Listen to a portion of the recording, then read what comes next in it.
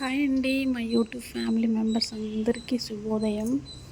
So ఈరోజు morning అయితే తలుపు తెరిచి చూడంగానే ఈ విధంగా మంచు పట్టిందనమాట.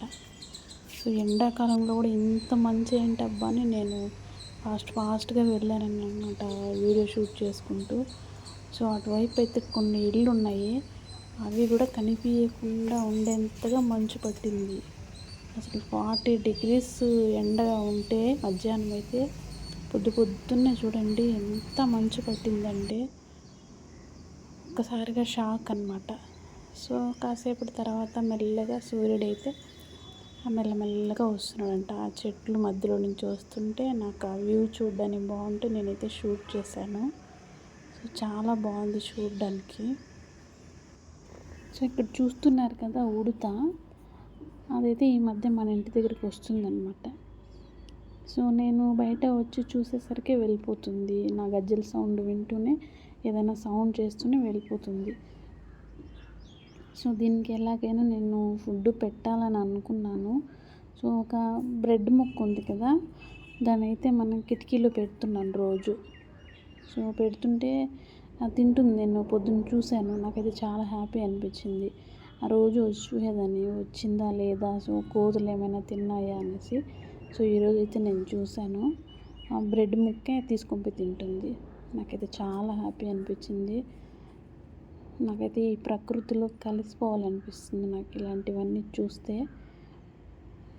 తను చూస్తుంటే అసలు నాకు ఏదో మనసుకు తెలియనంత హ్యాపీనెస్ అన్నమాట మనసులో, అది ఫుడ్ తింటుంటే. సో కాసేపటికంతా ఇంకా వీడియో వచ్చేసాడు నా దగ్గరికి. సో ఇంకా వీడు వర్క్ కూడా చూడాలి కాబట్టి ఇంకా ఈ మధ్య వీడి ఫుడ్ మార్చేసాం ఇంట్లో.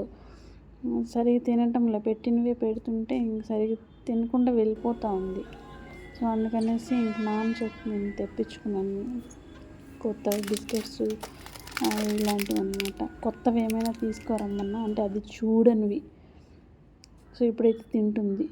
ఎంతసేపుకి ఇచ్చేవి ఇస్తుంటే తినటంలే. సో కాసేపు ఆడుకున్నాను అనమాట దాంతో.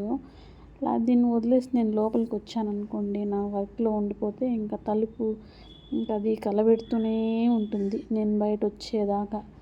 సో అందుకనేసి ఇంక దీని వర్క్ అయిపోయిన తర్వాత నేను కిచెన్లోకి వెళ్దామని అనుకున్నాను.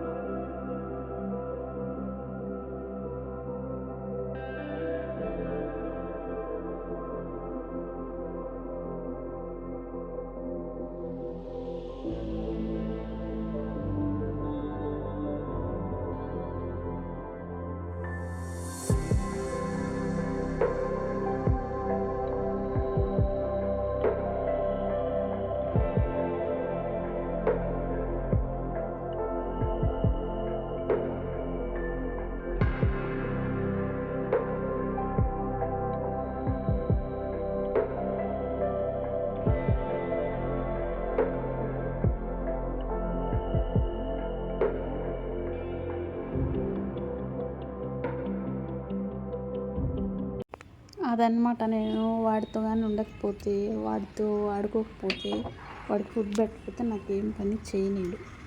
సో అందుకనేసి నేను వాడి వర్క్ అయిపోయిన తర్వాతే నేను లోపలికి వస్తాను. సో ఈ కిచెన్లో అయితే ముందు మెస్ ఉండేదన్నమాట. సో మెస్ పోయింది. సో మొన్న అయితే మొత్తం తీసేసాను. ఇంక ఈరోజు అయితే కార్పెంటర్ వస్తారు మెస్ కొట్టడానికి. అటుపక్క అయితే హాస్టల్ ఉంటుంది, మనం ఉండే ఇంటి పక్కన హాస్టల్ ఉంటుంది. ఇప్పుడు హాలిడేస్ కదా, ఎవరు లేరు. సో ఆ కిటికీలో అయితే కోతులు వచ్చేస్తున్నాయి, చిన్న చిన్న పిల్లలు. సో ఈరోజు అయితే మెస్ కొట్టిద్దామనేసి నేను బోర్ దగ్గరికి వెళ్ళలేదు, ఇంట్లోనే ఉన్నాను అనమాట. సో ఇంట్లో ఉండి చిన్న చిన్న పనులు అయితే చేసుకున్నాను. సో నాన్న అయితే పూలు తీసుకొని వచ్చారు. సో ఇవైతే బయట కొన్నాం అనుకోండి ఇలా కవర్లో 30 రూపీస్. సో అది కట్టిన పూలు తీసుకున్నాం అనుకోండి ఒక మూర 50 రూపీస్ అలా చెప్తారు, అంటే ఈ సీజన్లో. సో అందుకని నాన్న ఇట్లా విడివిడిగా తీసుకొస్తారనమాట. తీసుకొస్తే నేను వాటిని నీట్గా అల్లి దేవుడు పెట్టుకుంటాను. సో మిగిలితేనే నేను పెట్టుకుంటాను. ఫస్ట్ అయితే నేను దేవుడికి చూపించేస్తాను, తర్వాతనే నాకు. సో ఈ విధంగా అయితే నాన్న తీసుకొస్తారు. ఈ సమ్మర్ సీజన్లో అయితే నాన్న అయితే మర్చిపోకుండా తీసుకొని వస్తారు.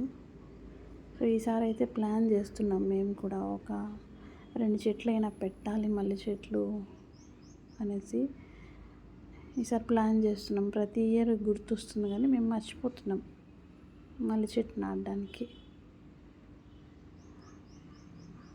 సో ఇవైతే ఇలా మనం మళ్ళీ చెట్టు ఇంటి దగ్గర పెట్టుకుంటే మనకి ఇయర్లీ వన్సే వస్తాయి కాబట్టి మనం కొనే బాధ కూడా లేకుండా మనం ఇంట్లోనే తీసుకోవచ్చు అన్నమాట. ఈ సీజన్ వస్తే రేట్ ఎక్కువ ఉంటుంది. అతి కష్టం మీద పూలు అల్లుతున్నాను. పూలు అల్లటం అయితే నాకు రాదు. సో కొద్దిగా అయితే కట్టి వాటిని మళ్ళీ జాయింట్ చేసుకుంటాను. అందుకే ఎక్కువ శ్రమ పట్టుకుని నేను కుట్టేస్తుంటాను. పూలు సూది దారం తీసుకొని కుట్టేసుకుంటాను.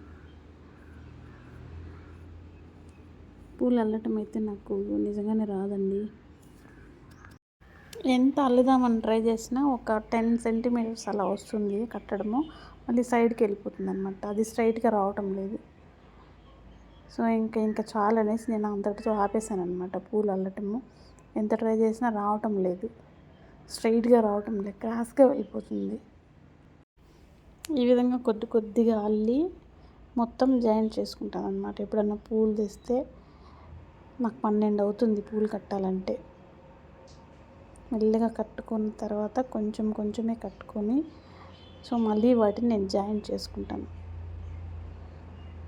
అందుకని నేను సూది దారం తీసుకొని నీట్గా కుట్టేసి పెట్టేసుకుంటాను. దేవుడి పటాలకు పెట్టాలంటే కూడా కుట్టే హారంలాగా వేసేస్తుంటాను. సో ఈ విధంగా అయితే వస్తుంది. ఇంక ముందుకు వెళ్ళాలంటే క్రాస్గా వెళ్ళిపోతుంది అన్నమాట.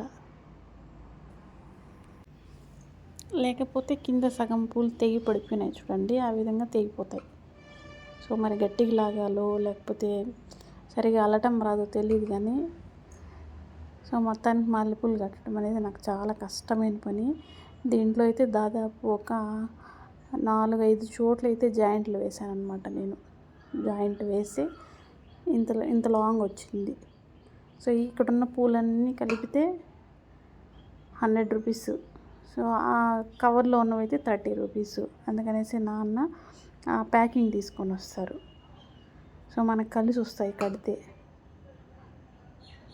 సో అదనమాట. నా మొదటి అక్షరం ఎస్ కాబట్టి నేను ఆ విధంగా ఎస్ పెట్టాను. కట్టిన పూలని ఇలా స్టోర్ చేసుకొని ఫ్రిడ్జ్లో పెట్టుకొని నాకు దాదాపు 1 వీక్ అలా వస్తాయి. ఇంక దేవుడి పూజలో పెట్టుకోవడానికి నేను ఈ విధంగా అయితే నేను పెట్టుకుంటాను.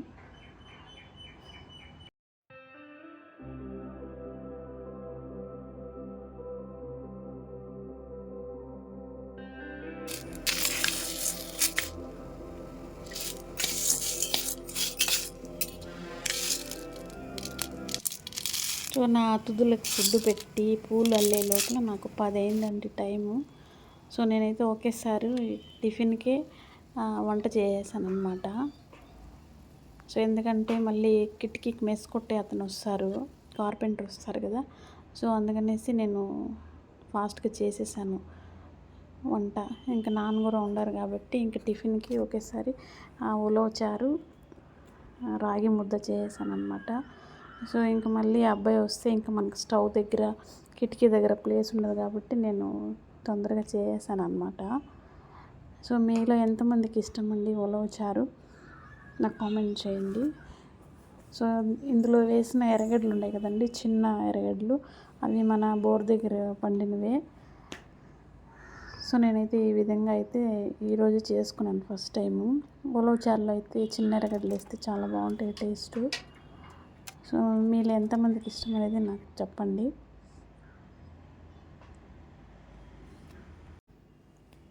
మళ్ళీ నా నెక్స్ట్ వీడియోలో అయితే కలుసుకుందామండి. Thank you for watching my YouTube family members.